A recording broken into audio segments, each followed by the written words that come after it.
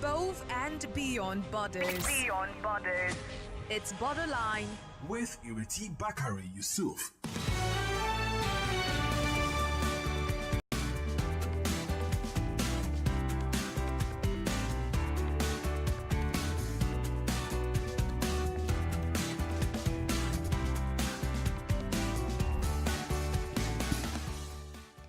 Welcome back to Borderlines, Lagos, Nigeria, Africa, the diaspora, wherever you are listening to us from. Did you enjoy that? Well, I did. You know, he's a comedian, he's Irish. I mean, what a mix. You know, they're always hilarious and frank, and, you know, they make no apologies for it. But right now, here's what we're doing. We're staying in the borders of Africa, or should I say, within the borders of Africa. We are going to Congo, DRC to be precise, and we'll be talking about Rwanda as well. As you know, on this show, we've covered this awful, genocidal, bloody human conflict that's been going on for some 3 decades, that's seen the death of 6 million odd and displacement of even more. It is time for it to stop. But here's the thing. Has it really stopped? Is it really going to stop? There's a man in America at the White House called Donald Trump. He's the president. He claims to have put a stop to this war. Indeed, he claims he's done the peace treaty, which is now being called the Washington Accord.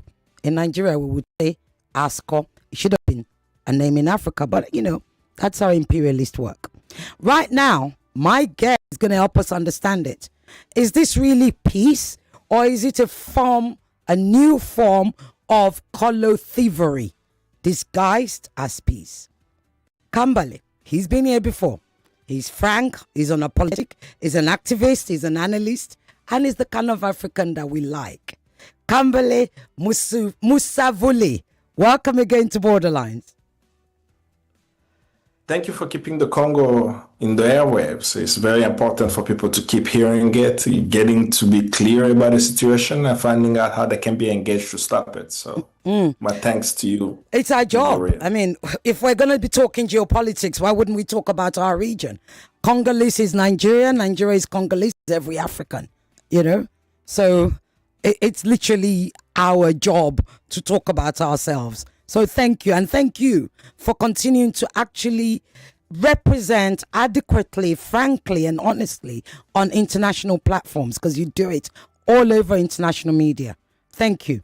So this new Washington Peace Accord, or the Washington Accord, unpack it for us, because I was losing my head. There were people who were celebrating. At one point I felt, should I be celebrating? Am I guilty? Am I just being pessimistic? But how could I be accused of pessimism when we're dealing with America, when we're dealing with Donald Trump, when we're dealing with somebody who doesn't read details? And in this case, details matter, don't they? They do, and it's quite sad also what is unfolding.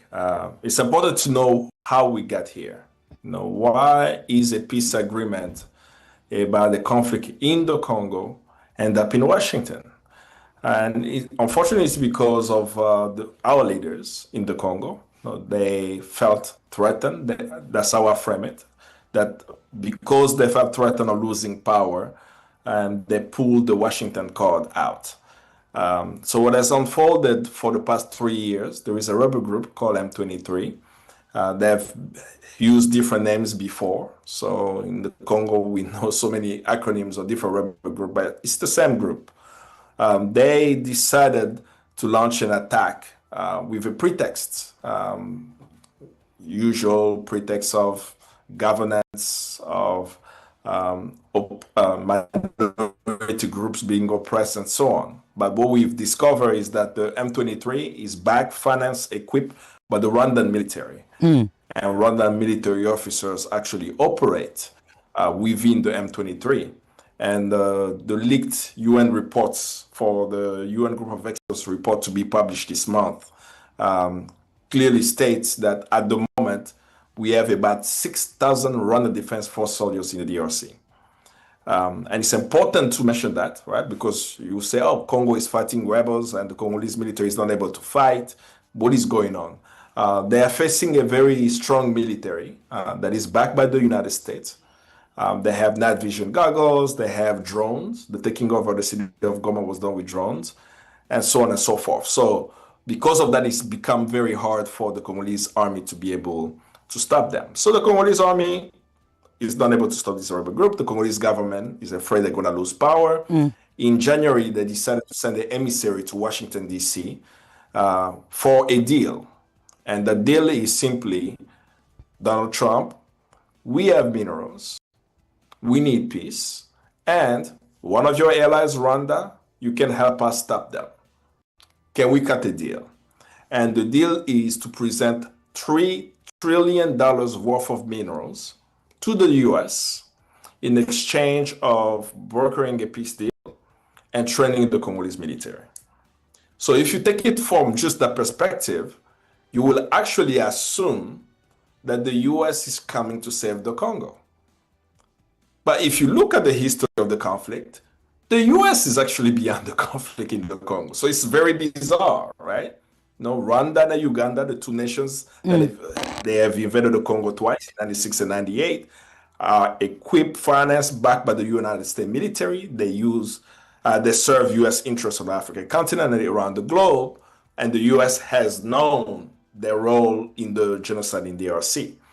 Two, you will also assume that the United States right now does not train the Congolese military, right? So it's a new deal. They're going to come and train the Congolese military. They have been training the Congolese military through AFRICOM, right? So AFRICOM has been engaged in DRC already, right? But the way to actually look at it goes beyond what's on paper, goes beyond what is actually said.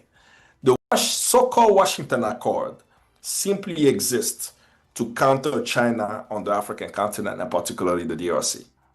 And if we don't say it that way, people will be confused, right? We'll be discussing, don't you like peace in Congo? No, that's not that. What is actually unfolding that in DRC is that 80% of the critical minerals mined in DRC is controlled by Chinese companies, right? They have cobalt, there's the lithium. And of course, when you hear that, you get scared. Oh, Chinese are taking the minerals. But it's in a particular context. They have commercial deals, right? They've come with their money. They've dealt with people on the ground. They are operating. We can talk about the labor issues that exist. Those things we can address. How we get Chinese workers mistreating African workers, we can address that, right? But what I do know is that the Chinese government is not invading the Congo, is not causing coups in the Congo, is not assassinating our leaders, right? They're not engaged in the political life of our country. That's something that's very clear. So in the geopolitical battle between the United States and China at the moment, around artificial intelligence, about supremacy in modern day technology, you can't be that superpower if you don't have control of cobalt. Congo is the number one producer of cobalt. Of lithium, Congo has one of the largest lithium reserve in the world, right? So the Congolese government, knowing that, they are pinning the US and China to protect their power at the expense of the people. And that deal does not address the fundamental issue for us. If we say that 6 million people have died, are we saying that their death can just be bought out by a deal, or justice should be at the center? That when we're speaking about a peace, what does that mean for the deaths? And when you read that agreement, actually it does not speak anything about transitional justice. It doesn't speak anything around accountability. What it speaks about mostly is ceasing the conflict, but also creating an economic framework for the exploitation of Congo's resources. Now I'm glad I didn't celebrate. Let's just put it that way. I didn't join in the celebrations because cautious is what you've told us Caution is the word. Let's talk about justice. This justice that, they say, there's a phrase, was it? No justice, no peace, right? It'll appear in this case, they're saying no justice but peace. Who are we going to hold responsible to ensure, if we start from that place of justice, to ensure that we begin to explore how to get justice for the human beings? I mean, people like you and I need to remind people, because there's so much conversation that goes on around what Congo has to offer to the world in terms of mineral and rare earth. People forget Congolese are humans. They have blood, they bleed, they cry, they give birth, they love, they aspire. Who is going to actually begin to take us to that place of seeking justice for the 6 million lives plus 6 million lives lost? Yeah. Two ways I can respond to that. One is the Congolese people, and two is the people who are free and liberated around the world fighting alongside with Congolese. The Congolese people have called for peace, and have also made a call for justice. And the call for justice is what we have to elevate. The call for justice is a creation of a tribunal. Right? It sounds like something very simple to do, right? But it hasn't been that easy. The Congolese are saying we need an international tribunal for Congo to be able to try the crimes. And be it at the local level, the regional level, or the international level, they do not want to create that court, right? We do not call for the ICC. We're not interested in the ICC. We want a tribunal in the DRC. And this is a recommendation of the UN Mapping Exercise report that was released in 2010, thanks to the civil society groups, organization, pushing for this report to be released. And that report calls what's happening in the Congo: war crimes, crimes against humanity, and possible genocide if proven in a competent court. So that's why the Congolese latch onto that, right? The fact that they added that sentence, possible genocide if proven in a competent court, they're telling us that may not be a competent court. Then in the report, you say, oh yes, there are competent courts, and there are a few models, right? You can have this type of special court and look at different cases. And one of the ones that the Congolese civil society has latched on is the creation of the International Tribunal for Congo. The fact that what the Congolese people have been calling for is missing in that peace deal, it means they're not listening to Congolese. They are creating a process that is completely parallel to the will of the Congolese people. And why is this call for justice important? Because it's important for listeners, right? To not just listen to the show, here's again another, no peace, no justice. Right? It's because of our lived experience. Our lived experience is that the people who are committing the crimes today are rebels who were committing massacre in 96, in 97, in 99, in 2002, and so on and so forth. And what they do is, as they start causing the chaos, they they commit massacres and all these heinous crimes. They will go to a peace deal. And in the peace deal, in the text, they will say, we will give you amnesty for the crimes, and we will integrate you into the Congolese military. Within a few years, that same rebel group is going to commit mutiny and leave the Congolese army. The M23 that we are talking about today, they were integrated in multiple peace processes in DRC. Every couple of years, they leave the Congolese army, and then they will say, we are fighting for XYZ. So we know, right, historically, because there is a culture of impunity, those who commit the crimes, if they're not held accountable, after the so-called peace deal in 2 years, there will be a resurgence of violence. It's been scientifically proven that this is going to happen because there is no incentive for them not to commit the crimes, because they know if you commit more crimes, you get better position in government. You are the negotiating table for power sharing. So we're saying we don't want criminals anymore in our government. Washington is saying, let's take the criminals and put them back in the Congolese army. Something that's been tried over and over. So for us, our call is that. So the first supporting the call of the Congolese for the creation of the tribunal. Then the second, for people around the world who are fighting for justice, wherever you are, you lift up their voice in saying the Congolese people are not calling for an accord in Washington. We can't even listen to the words of Patrice Lumumba. He said Africa's history is not going to be written in Washington, in London, in Paris, or the United Nations. Right? The fact that we had to go to Doha or to Washington, D.C. to sign this accord, we know it doesn't serve the interests of the people. Do you know that many people, even inside of the Congo, have no access to the content of the text of the accord? Why is that? This was not a process that required. It wasn't an open Congolese people's consultation. Right. Right? They didn't consult the Congolese people, one. And two, the internet penetration in DRC doesn't allow in some areas to have it. And three, because this accord, right, was written by the elite of the country for their interest, they are spending a lot of time in the airways justifying themselves about what the accord is, rather than reading the text of this accord to the people. Indeed. And I've read it. And I'm telling everyone, go to the section of regional economic framework. Why is it in a peace accord, there is a section called regional economic framework, where it talks about Congo sharing its minerals. I mean, let's take it.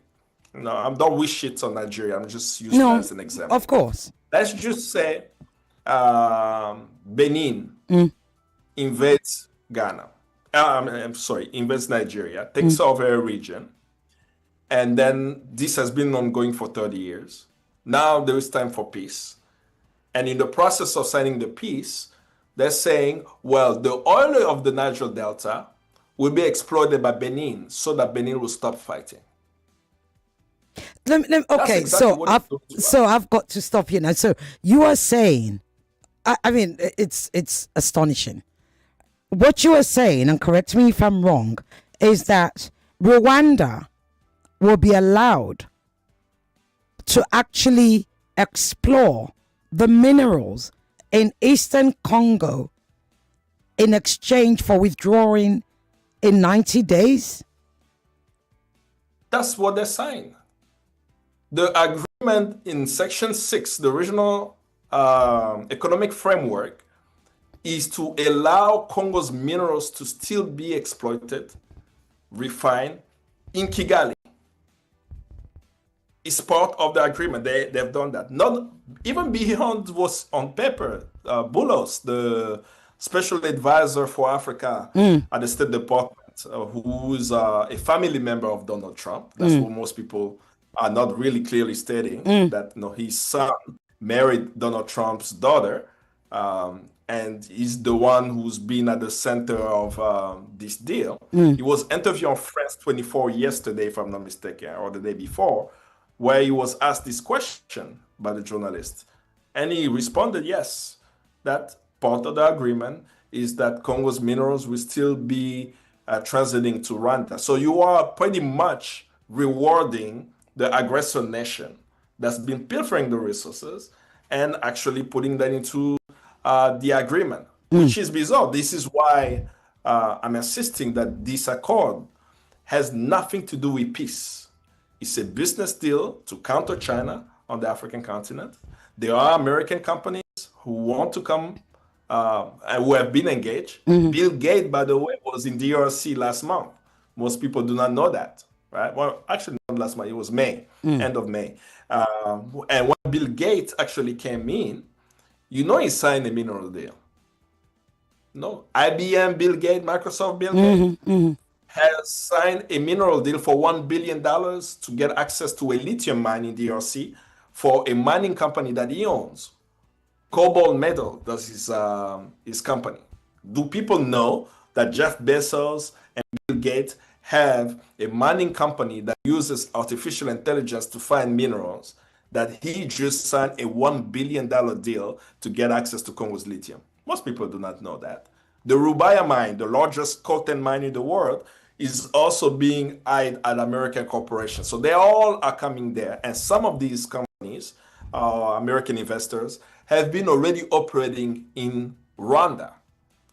So for them to make a deal like this and making sure that Rwanda is still part of the deal allows them to continue their operation without being held accountable. And this is why I keep saying, as long as there is no accountability and there is no justice, there will not be peace. Okay. There will just be a Berlin Conference 2.0, Indeed. where we're seeing Congo being carved up while Africans are sleeping. I will say it again. Yeah. Right now, in 2025, Africans are not paying attention about the power play for control of Africa's future. The minerals of Congo does not belong to Washington, but it's being taken away, right, from the hands of Africans. So that's why we have to pay close attention to what is actually happening there, so that in our countries, wherever we are putting the necessary pressure so that the ordinary Congolese can regain control of their country.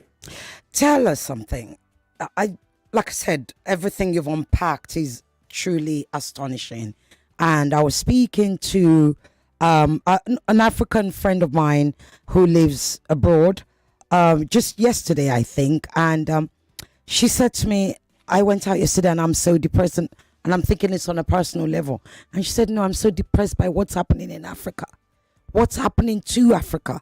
Like, we had this moment of, okay, we're about to rise and push back. And then all of a sudden, you see the Congo deal and you're like, how? What is happening to us? What does this mean for the next generation, even if it's too late for our generation? What's up? And I mean this in the most polite way. What is the problem with Tshisekedi? But you brought me on your show where I've said so many times, to go to your point about your conversation yesterday, right, with the friend. Tshisekedi is doing exactly what was expected. The Congolese people have been fighting, right? And whenever you were doing the coverage of the Congo or speaking about what's happening with the elections, and we are coming and discussing how there was a rigged election in 2018, right? He was not elected by the people. There was interference, right? Congolese have already been exposing that regime. People are coming in the middle of the story. And then the Congolese people will be blamed. Well, we didn't place him in power. We know who in the history of the Congo we have elected.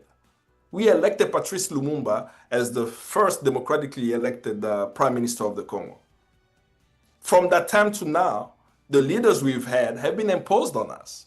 But he hasn't stopped the Congolese from organizing. But in the organizing, we are not getting the support.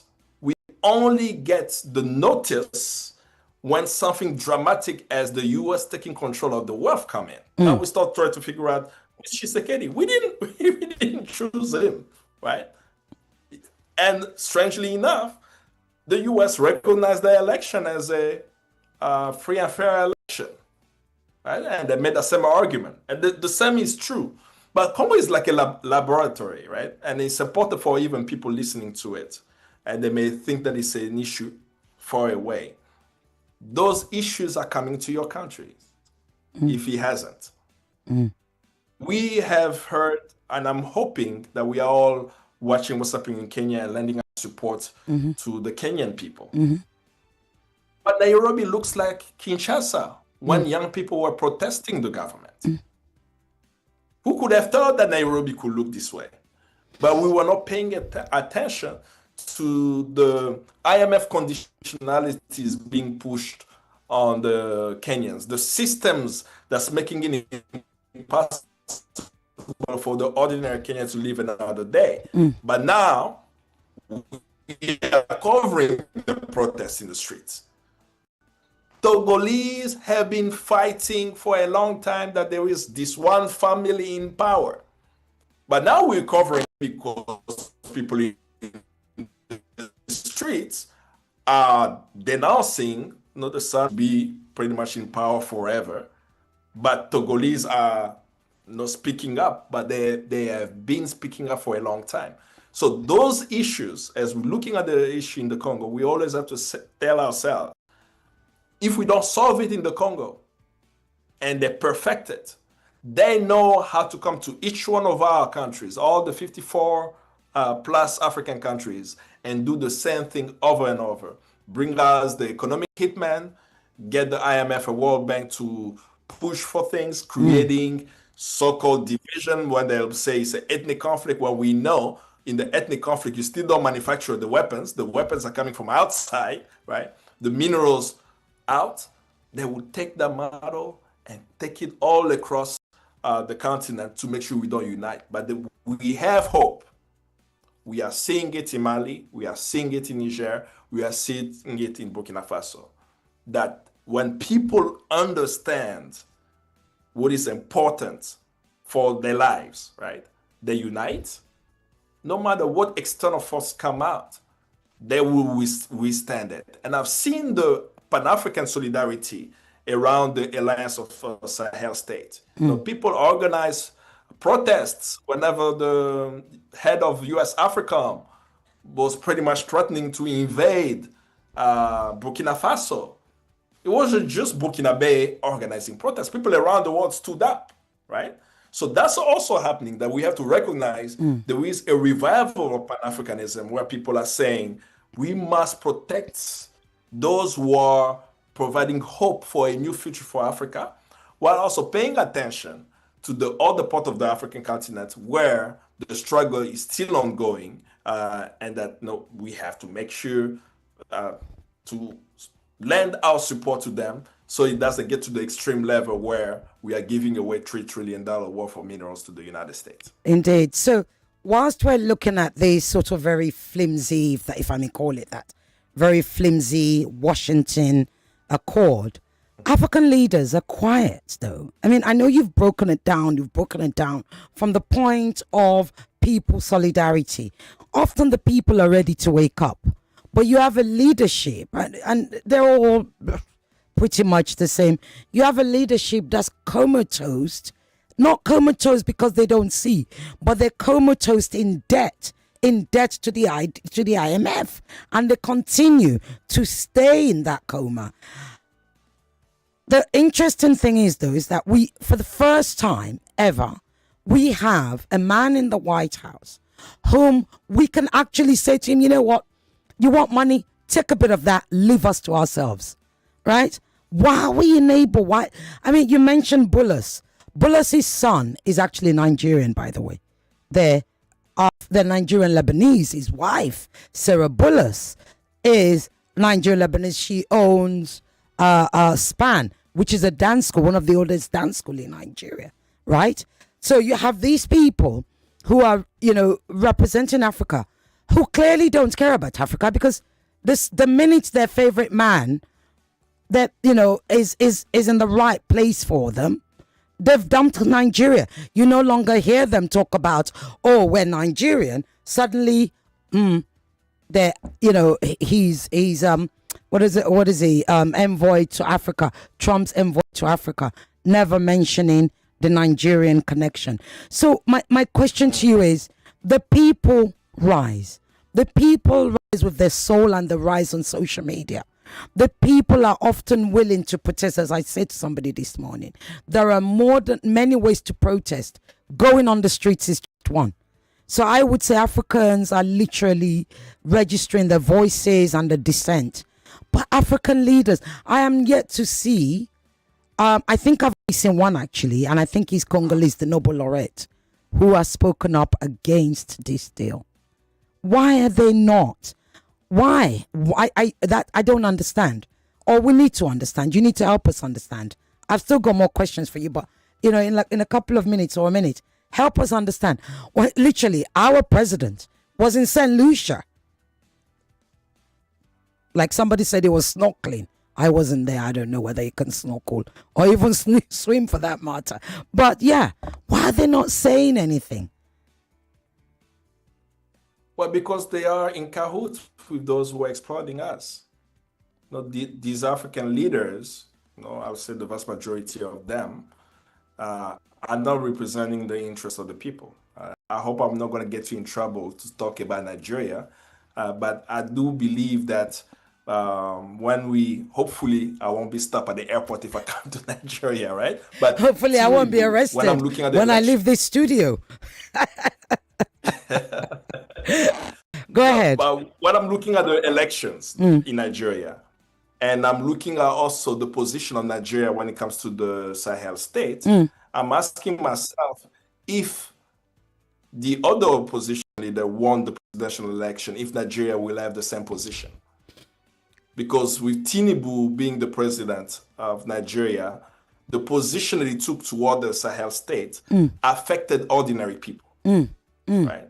It didn't affect the soldiers, those who are in power, right? It actually affected people because you trade with them. They have to get food, they have to get fuel, and you sanction them. And you are trying to rally the whole region to sanction ordinary citizens. You know who did that? Margaret Thatcher. You know, and when Margaret Thatcher was asked by Iraq about the 500,000 children, she was like, it was the right thing to do.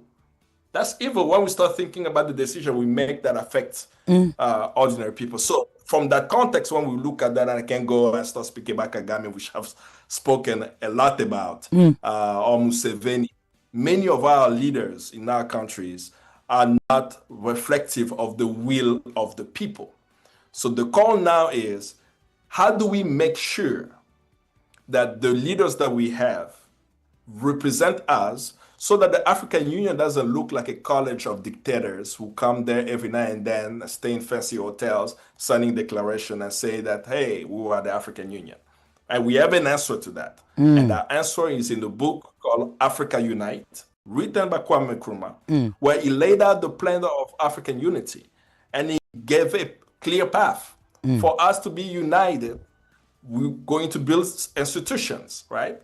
One government, one military, one currency, and so on. But he added an element that most of us always forget, that he says that for this institution to function, there need to be an all-African people's movement, a movement of the ordinary citizens to hold institutions accountable. Because he knew that institution, when they are built, and there is no citizenry, right, citizens' participation, then it's going to become a monster. Where is our Pan-African movement? Holding African leaders accountable wherever they are.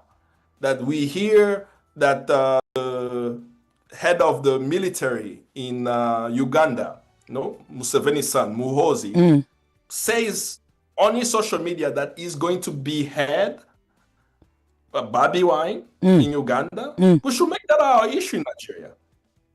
In terms of a Pan-African movement. How do we build that strong all-African people's movement that will hold institutions accountable all across the continent, be it in Congo, be it in Uganda, be it in Nigeria, so that we start having representation of leaders who know that they don't just have to deal with Nigerians, they have to deal with all Africans. African leaders are not afraid of Africans. They're dealing only with the nation states. That's a very good point you make. Yeah, African leaders are not afraid of Africans. They're afraid of the people, of the leaders in the West. Yes, it's so critical. And imagine, right, the only way for us to become independent in the 60s was a Pan-African movement. So somebody fighting in Tanzania, in Kenya, in Ghana, right? Wherever they were fighting for independence, they organized in a Pan-African movement. But now, with the issues that we have on the continent, we're not organizing fully on the Pan-African lands. So reviving that element is part of the solutions, at least what I can offer, part of the solutions of addressing these sellout elites that we have in our countries. Thank you. Right. You can call.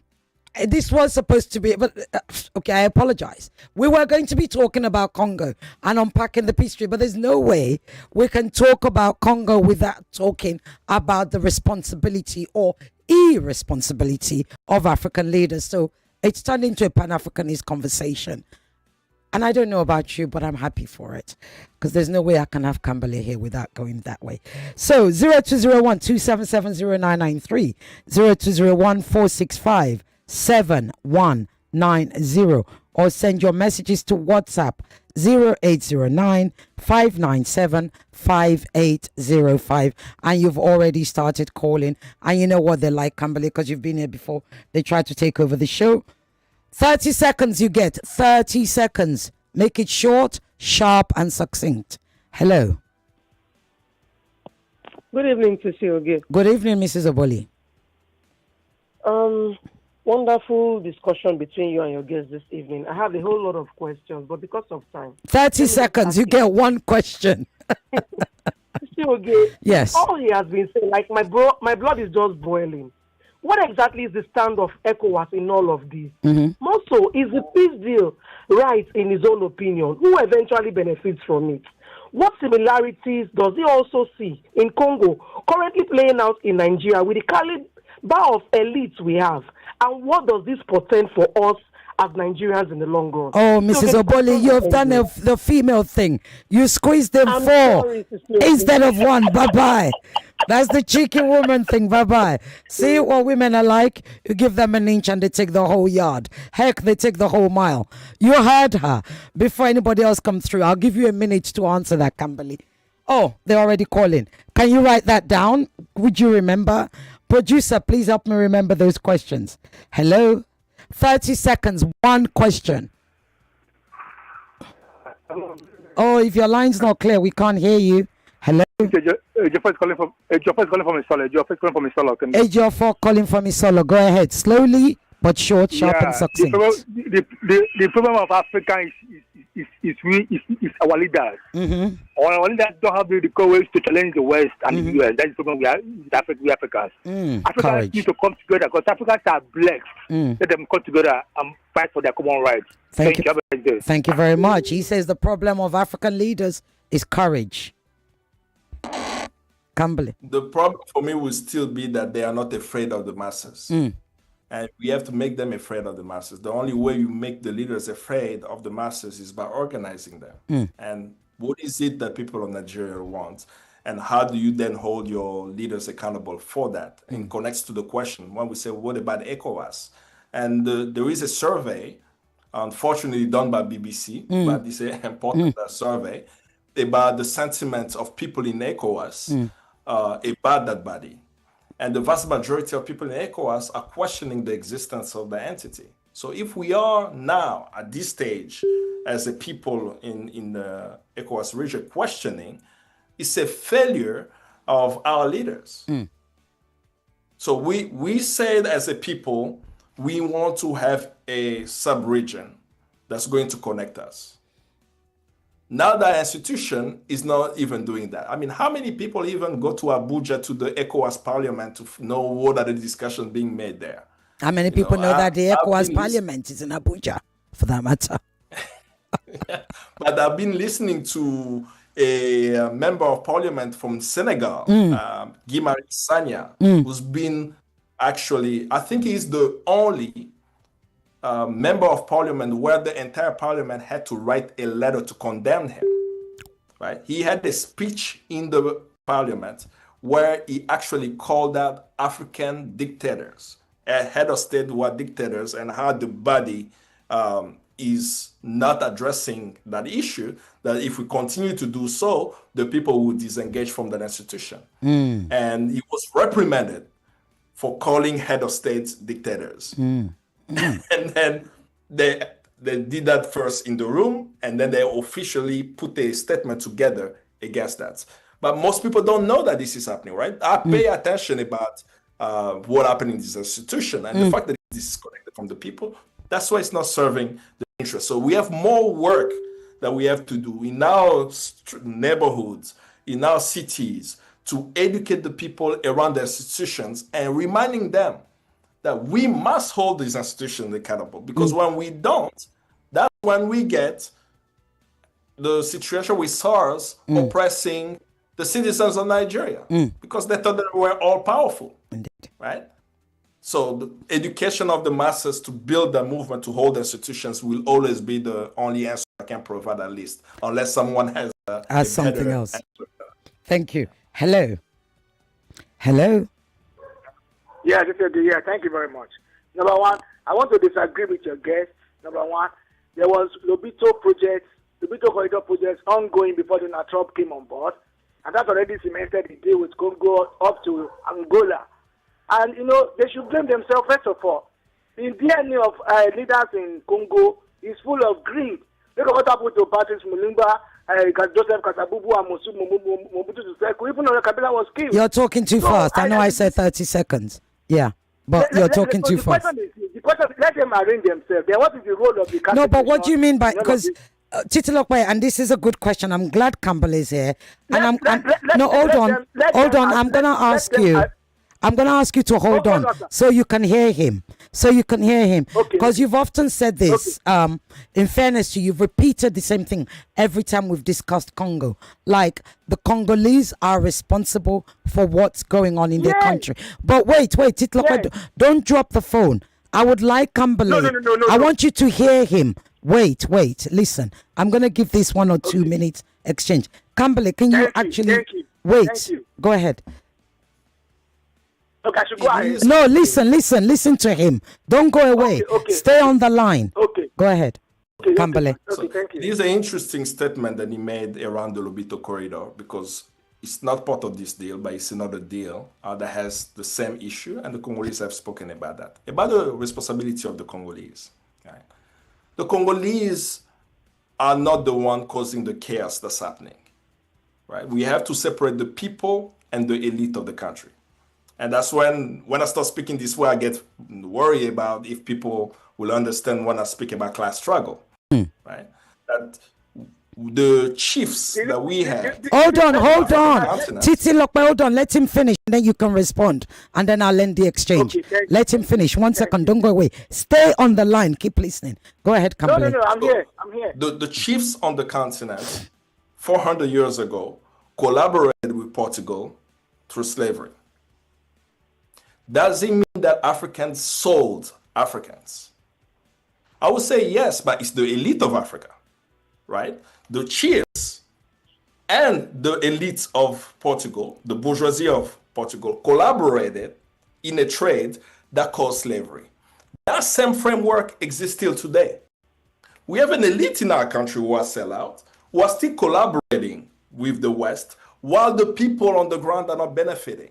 So if we are speaking from the perspective of, say, yeah, Tshisekedi is a sellout, Tshisekedi is greedy, but Tshisekedi doesn't represent the people of the Congo, because the people of the Congo did not vote for him. And his actions, as we see now as a Congolese, we're saying, is predictable. But don't blame the Congolese for something that they did not do when they are in a class struggle of holding their leaders accountable. What you have to do now is to understand that if you have a Nigerian Lebanese making a deal to get access to the resources of the Congo, I bet you they are doing it in Nigeria. Okay. That I will hope that Nigerians can connect and share information with one another so that we can hold all of our elites accountable. All right, Titilokwe, you have a minute to respond, and then I've got to cut you off. Go on. 1 minute. First of all, from the history, Patrice Lumumba was betrayed by Joseph Kasabubu and Joseph Mobutu. Those are people from your country. Mobutu ruled for almost 30 years before he was taken out of the office. Laurent Kabila came on board and he was killed by your people again. And Joseph Kabila, his own son, took over for how many years before he finally told you no election? Until the Catholic mission intervened before he could finally get out of the office. He said Tshisekedi did not win the election. He won the election. He went into a coalition with Joseph Kabila. Whether it is legitimate or not, it was a coalition they had. And after that coalition, the supporters of Joseph Kabila betrayed Joseph Kabila. They switched over to his camp. And he is the legitimate president. If you don't like him, wait for until his time is over. Joseph Kabila spends more time. Why should Kabila be cooperating with people from Rwanda and Co. to do all of these things? Yes, you have other issues like tribal issues, pre-colonial issues, whatever. All of these are there. But the same thing happened in Nigeria. We have people in Nigeria who stood against the military. We have people in Ghana who stood against bad governance. We have people in Zimbabwe, Robert Mugabe, who stood against the Oyinbo people in the 80s. And none of them fought for their people. How many people have fought, apart from Patrice Lumumba, how many people at the civil society who stood up and said no to bad governance in the old Zaire, now Congo? Okay. The truth is this. Nobody is going to bail you out. The Catholic mission is doing their part. But beyond that, the people also must stand up. And that there's a lot of people from doing all of this. You cannot blame Oyibo people all the time. You have to first of all organize yourself. If you don't organize yourself, they will organize you the way they like. And that is what they are doing right now. It's a pitiful story, but we have to tell ourselves the truth. Africa is not working for Africans. Well, I think you'll agree on that, and that's where I think that is the one thing you and Kambale Titi Lokwe is one of our most regular callers, and every time we discuss Congo, he always comes up with this point that the Congo, and that's why I had to leave him for you guys to discuss. But I think ultimately you're both saying the same things. Let me read out some text messages here. Wanna miss mommy? What? Oh, good God! Why would somebody send in something about missing me on YouTube? How ridiculous. This show is very insightful. If the African leaders who are mostly serving won't do the work, how can the people of Africa unite in practical terms such that we can make the leaders become accountable? That's from Yoma. Hold on to that. Let me read another one. I think I saw. Yeah, here's another one that I see here. Good evening, Ireti, and to your guests. Why is it so hard for the African Union to intervene in this crisis, knowing that Rwanda and DR Congo are members of the AU? And so, why is the US and Europe create conflict in Africa for what it will gain? That's from Peter Obinyo. What is it? Okay, Peter Bronze from Songotedo. I think there's a lot of whys. Let me answer this. They're telling me I've got 5 minutes left. 1 second. And I try to sneak in as much as possible. Hello? Hello? Yeah, go ahead. Very quickly. 30 seconds. Sorry, I just came to the conversation right now. I just heard what the last caller said now. Please, I'm very, very sorry that when we make discussion about this thing, you need to know about the country very well before you go against it. Mobutu and Patrice Lumumba are two different things. You're talking about Congo. You don't know about Congo. And somebody that is explaining to you to understand very well. Are you talking about me, or are you talking about Titi Lokwe, or are you talking about Kambale? You. Who is the you? I'm actually looking at the story of Patrice Lumumba. Are you talking about the person that called? When you say you, I'm saying you. Yeah, the last caller. Oh, Titi Lokwe that called last. Okay, right. Titi Lokwe, you should understand very well and know about the country before you can counter anything. Because I'm sorry, I just came in. I just tuned in. I need to rush you. Well, but I was very, very.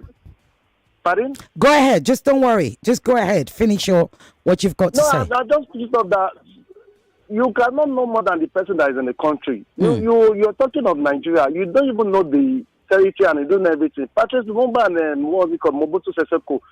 What Mobutu doing in Congo was very, very wrong. And we know he was a betrayer, and we still know that he's a betrayer.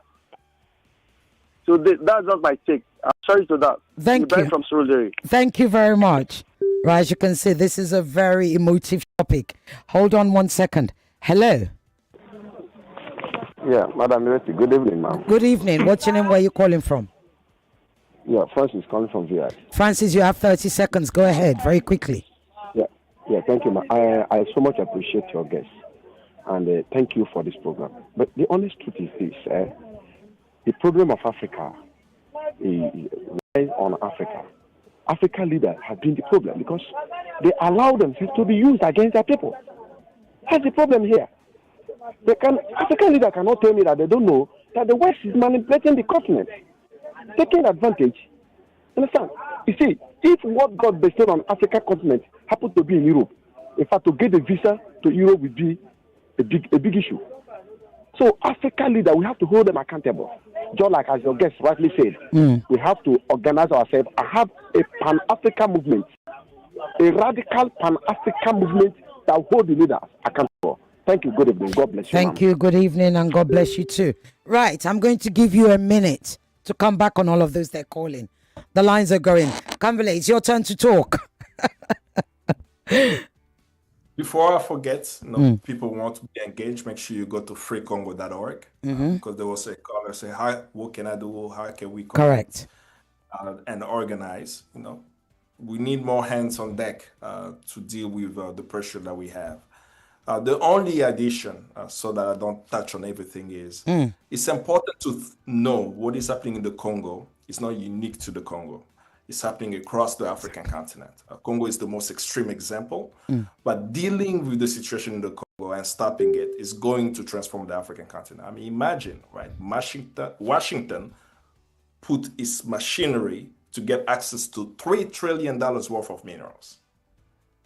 Can Africans see the future of Africa in the Congo, just as Kwame Nkrumah saw it, just as Fanon saw it, and say, for Africa to be free, that country with 9 bordering nations, no other African nation has 9 bordering nations, is the second largest African country by size. Its wealth is $24 trillion. It has 120 million people. Fauna and flora, like the potential that if Congo was free, Africa will not be where it is today. So that's the most important call out of anything anybody can believe, right? Is we must do everything in our power to stop the genocide, and also understand while we're not paying attention, there are other forces who are paying attention and who understand how powerful the Congo is. That's the call. That's all I could add for now due to the time. And with short time. It seems like it's long, right? But it goes so fast, and we literally can't stop talking about this, because I wanted to talk to you about China in Africa. And, the fact that they sign deals rather than cause wars. And I wanted you to unpack that with us, because, some would argue that aren't you replacing one colonialist for the other? But we can't be isolated. We got to play with somebody, right? We got to be friends with somebody. Let's look at it by numbers. Okay, they're counting me down. Go on quickly. Yeah. China's deal in Congo was $9 billion deal. $9 billion. The U.S. deal is $3 trillion. Who is colonizing Africa? Thank you very. He's got to come back. It's never enough time. Kambale, Musavuli, thank you so very much. Thank you for talking to us about Congo. And indeed, we are not free. Africa is not free if Congo is not free. That's a fact that we can't deny. It's a fact. It just is. Thank you so much, my brother. Have a wonderful, wonderful weekend. Thank you. Solidarity. Viva Africa, as they say. Viva. Right, that's the end. More conversation, more talk, more. Right after this.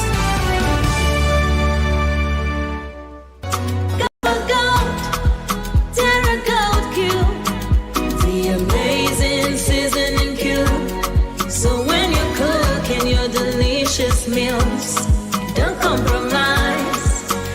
99.3 Nigeria Info. We are more than just radio. Subscribe to our YouTube channel at Nigeria Info FM. Check us out on Facebook at Nigeria Info 99.3. Follow us on Twitter at Nigeria Info FM and on Instagram at Nigeria Info FM Lagos for live updates as it happens. 99.3 Nigeria Info.